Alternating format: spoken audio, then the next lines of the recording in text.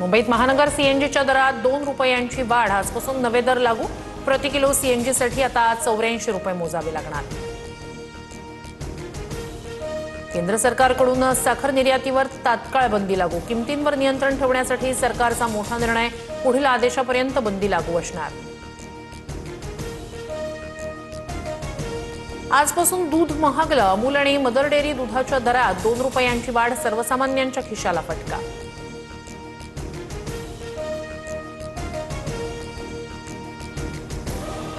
पुण्याच्या हडपसरमध्ये रुग्णालयाबाहेर आढळलेली बॉम्बसदृश्य वस्तू निकामी। बॉम्बसदृश्य वस्तूमध्ये 7.5 असा टायमर सेट होता। सीसीटीव्हीच्या माध्यमातून आरोपींचा शोध सुरू।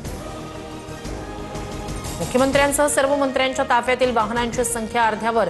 इंधन बचतीसाठी मुख्यमंत्री फडणवीसांचे 6 मोठे निर्णय। ताफ्यात घट करण्याच्या निर्णयानंतर मुख्यमंत्र्यांकडून लगेच अंमलबजावणी। अर्धा ताफा घेऊन मुख्यमंत्री पनवेलच्या कार्यक्रमात दाखल। फडणवीसांच्या ताफ्यात अवघ्या 4 गाड्या।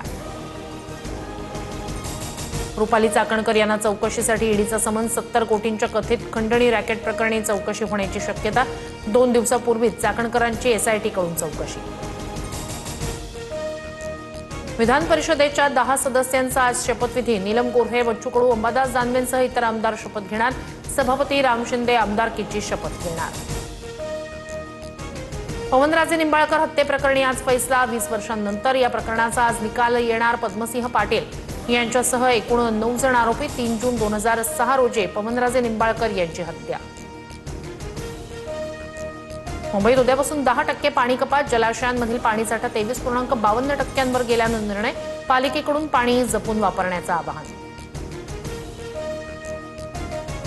उत्तर प्रदेशात तीव्र वादळासह पावसाचा हाहाकार। 62 जणांचा मृत्यू तर घरांसह पिकांचं मोठं नुकसान। वादळात पत्र्यासह हवेत उडतानाचा एका व्यक्तीचा व्हिडिओ व्हायरल।